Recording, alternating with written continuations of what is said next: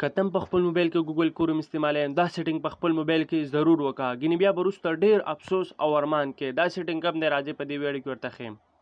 د ټولو نه اول به تاسو خپل موبایل کې ګوګل کروم اوپن کړئ او سرچ ته به راشئ. په سرچ بار کې به ولیکئ مای اکټیویټیز.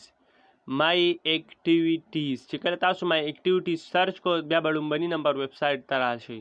په دې لومبني نمبر ویب سایټ به کلیک کړئ.